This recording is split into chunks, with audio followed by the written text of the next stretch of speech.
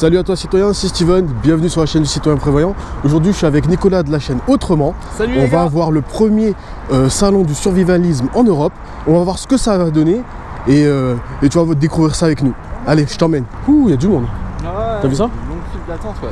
Bon déjà, il y a du monde, donc c'est déjà a priori un succès. On en a discuté un petit peu là avec les gars de l'entrée, là, ça marche bien, il y a du monde.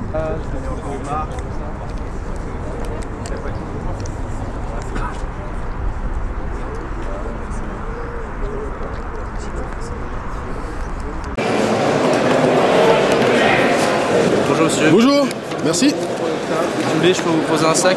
Merci. Et le programme du salon, le plan et un magazine. Ça marche, merci bien. Au revoir.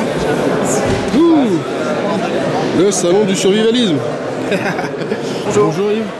Alors, tu peux nous parler un peu de l'école et ce que tu organises avec tes collègues? Oui, alors l'école en fait c'est parti de l'idée de faire à la fois du systéma et du bushcraft à la base. Claire fait ça depuis 5 ans. Avant elle était avec un autre instructeur de bushcraft et puis ils se sont séparés pour leurs raisons. Et, donc c'est la dame qui donne des cours de systéma, c'est voilà, ça? c'est l'instructrice en systéma qui a un haut niveau en systéma. Elle a appris en Ukraine. C'est un art martial russe? Oui, c'est un art martial russe qui commence à se développer un petit peu en France. Mais c'est un courant qui est assez particulier. Le courant dominant en ce moment en France, c'est le courant Ryabko-Vassiliev. Elle vient pas du tout de cette école-là. Elle vient d'une école un peu plus militaire et un peu plus martiale. Donc c'est bien de le préciser parce qu'il y a beaucoup de gens qui sont surpris quand ils voient le contenu de ces courants. Ils s'attendent à... Alors pour quelqu'un qui ne se connaît pas du tout, on sait que c'est un art martial, mais on ne sait pas les différentes variantes. C'est quoi la différence? La différence, c'est que l'enseignement de Kadoshnikov est vraiment basé sur des principes. C'est-à-dire, on ne dit pas aux gens tu frappes ton adversaire en lui prenant son cœur. Tu dis tu vises la colonne vertébrale pour atteindre le système nerveux. Voilà. D'accord. C'est bien plus précis, notamment sur tout ce qui est déstructuration, comment faire tomber quelqu'un. Il y a des principes qui sont très simples, on peut le nommer. Le fait de frapper très fort, on peut expliquer le travail de l'énergie cinétique, comment ça se déplace, comment la rendre plus efficace, plus lourde, etc. Et Kadoshnikov a vraiment travaillé pour définir ces choses-là et les apprendre aux gens de façon précise. Et pas rester dans un espèce de flou artistique. Ok, alors dans ton école d'autonomie, tu apprends le systéma? Quoi encore? Alors, moi, je suis pratiquant de systéma, mais je ne l'apprends pas, c'est vraiment Claire qui donne le systéma. Votre collègue, ok, moi, je suis instructeur de bushcraft, je fais ça depuis une vingtaine d'années. Et après, on a d'autres intervenants qui sont spécialistes dans leur domaine. Donc, on a un secouriste qui est formateur de secouristes. D'accord. Voilà, qui a un petit niveau et un vrai... Donc, on prend des cours de premier secours en cas d'attaque terroriste, des trucs comme ça? Ouais, je dirais même, enfin, pas forcément... De gros traumatos?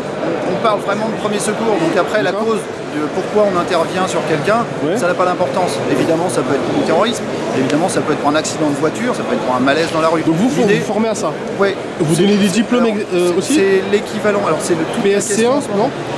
En gros, il essaye d'obtenir l'agrément ministériel pour avoir le droit de délivrer un diplôme. Voilà. D'accord. C'est en cours en ce moment même. Mais très honnêtement, moi je suis secouriste depuis 25 ans. Oui.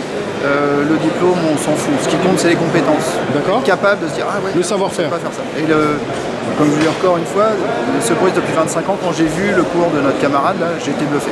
D'accord. Ah ouais, il y a plein de choses. Son nom, pour qu'on se rappelle? Il s'appelle François Pelletier. François Pelletier, d'accord. Voilà. Et c'est quelqu'un de très performant. Ok, alors imaginons que des citoyens soient intéressés par votre cours. Comment on fait pour vous trouver? Eh bien, ils contactent l'école, tout simplement. Vous avez un site internet, c'est ça? On a un site internet, un groupe Facebook, et Instagram. Je vois que vous faites des stages également en plantes sauvages, c'est ça? Oui, avec une botaniste. D'accord, et vous expliquez quoi? Alors, avec la botaniste, en gros, la première approche, c'est une balade dans l'endroit où l'on se trouve. Oui. Elle repère les plantes sauvages, elle les montre. Elle explique ce qu'elle peut en faire, soit l'aspect médicinal, soit l'aspect comestible. D'accord. Et ensuite, elle envoie avec plus d'autonomie des stagiaires faire des récoltes. Et on retravaille ça en nourriture, au campement. On fait des chapatis, on fait des plantains. D'accord, ok. Et elle est botaniste, chimiste et professeure à l'école des plantes de Paris. Et elle prépare en ce moment un livre sur la gastronomie avec les plantes sauvages. D'accord. Pas une petite chose. Ok, donc vous avez le nom de votre site internet, c'est écoledautonomie.com. C'est école autonomie. Oh pardon. Et alors, surtout pas de 3W, c'est http://écoleautonomie.com. Bon, vous avez noté les citoyens? Bon ben on vous remercie. Je vous souhaite une bonne journée. Bonne journée. Et un bon salon.